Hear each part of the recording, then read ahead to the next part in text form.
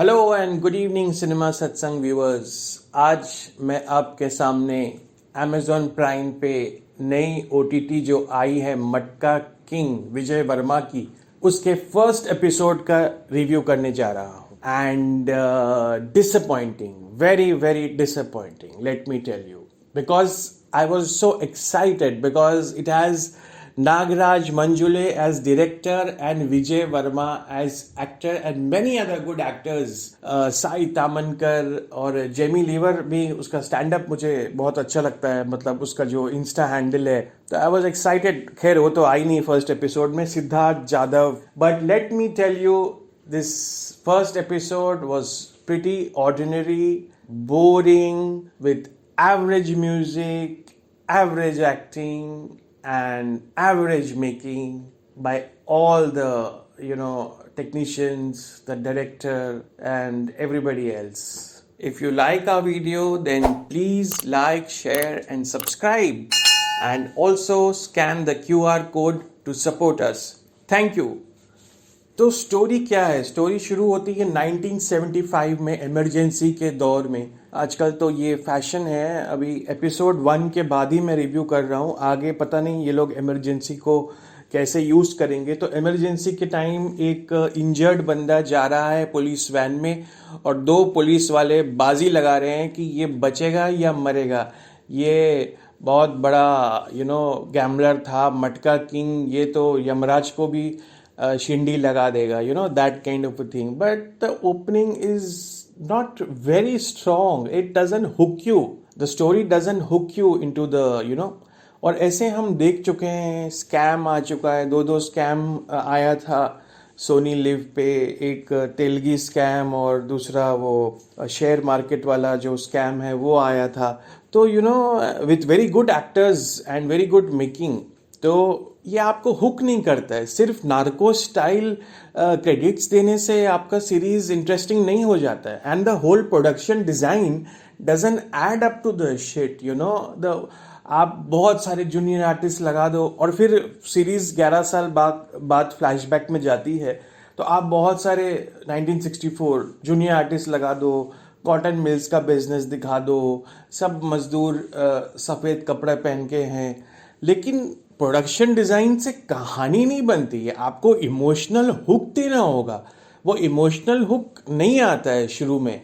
Inciting incident वो होता है जब विजय वर्मा जो कि मैनेजर है वहाँ पे, जो पत्ती खोलता है गुलशन ग्रोवर के लिए, जो मिल का मालिक है और ये जो गैम्बलिंग बिजनेस चलाता है, मतलब फ्रॉड पत्ती खोलता है, जब उसके भाई को गुंडे पकड़ लेते हैं, उसके भाई को भी गैम्बलिंग की आदत है, उसके भाई को पकड़ लेते हैं और उसकी उंगली काटने की कोशिश करते हैं उसके भाई की, तो उसको पैसा वापस करना होता है, तो वो फिर ही gravitates towards fair gambling and all that shit. तो और रेस कोर्स में भी एक सीन है ज़बरदस्ती का, वहाँ जाके वो अपने मालिक गुलशन ग्रोवर की इंसल्ट करता है। ऐसा लगता है कि मेकर्स को रेस कोर्स का एक सीन डालना था, इसीलिए उन्होंने ये वहाँ जाके इंसल्ट करने का एक सीन डाला। तो बेसिकली स्टोरी के अंदर हुक नहीं आता है और मेकिंग इतना फास्ट नहीं है। टेक्निकली ये और एडिटिंग और क्रिस्प हो सकती थी।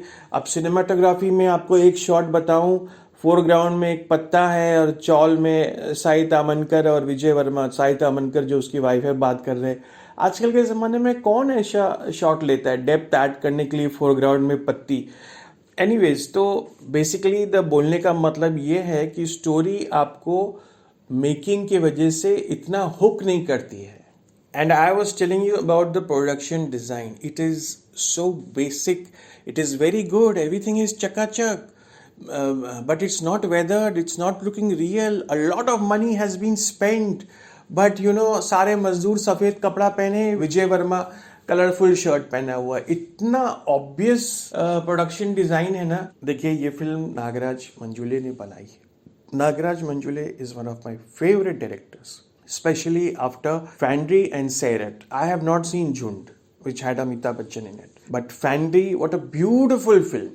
See, he was an issue-based filmmaker. उसकी दोनों फिल्में थी, फैंड्री और सैरट, इशू बेस्ड थी। फैंड्री को नेशनल अवार्ड मिला था। खैर, वो जो भी है अवार्ड मिला था, लेकिन लोगों ने नहीं देखा वो फिल्म। तो उसने कहा कि मैं एक ऐसी फिल्म बनाऊंगा जो लोगों को थिएटर पे लेके आए, क्योंकि फायदा क्या फिर इश्यू बेस्ड फिल्म बनाने का।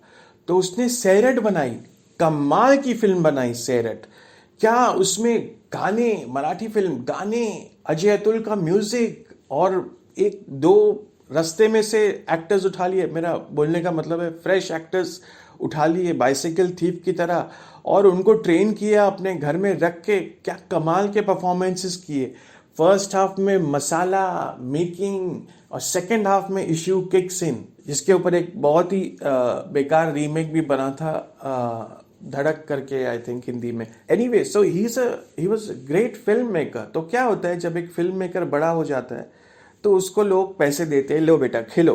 तो इसमें उसने खेला किया है, इतना पैसा लेके वेब सीरीज बनाने का कोशिश किया है, ड्रामा, बट ये उसका फोर्टे नहीं है, यू नो, इसका फील्ड नहीं है ये। तो एंड तक आते आते बेसिकली ये जमने लग जाता है थोड़ा, जब इंसाइटिंग इंसिडेंट हो जाता है, जब पैसों की ज़रूरत होती है तो फेयर गैम्बलिंग शुरू कर देता है। और फिर फेयर गैम्बलिंग में जो उसका बॉस है गुलशन ग्रोवर, उसका वाट लगा देता है। तो अब मतलब इंटरेस्ट जागता है, स्पेशली जो लोग गैम्बलिंग में इंटरेस्टेड हैं, मे बी उसको ये सीरीज अच्छा लग सकता है। मैं तो मेकिंग के पॉइंट ऑफ व्यू से बोल रहा हूँ। तो by the end of episode 1 means after 45 minutes the interest starts to rise in the story. Now if you have the patience and if you know want to go ahead, please watch this thing and leave in your. मैंने तो episode 1 का आपको review बताया है। अगर आपको इससे curiosity हो रही है, अगर आप विजय वर्मा के फैन हो, साई तामनकर के फैन हो, नागराज मंजुले के फैन हो, तो आप ज़रूर देखिए। और आप देखकर हमको कमेंट्स में बताइए कि आपको कैसी लगी, whether you agree with our review, whether you don't agree with our review. And if you like our video, then please like, share and subscribe, and also scan the QR code to support us. Thank you. God bless.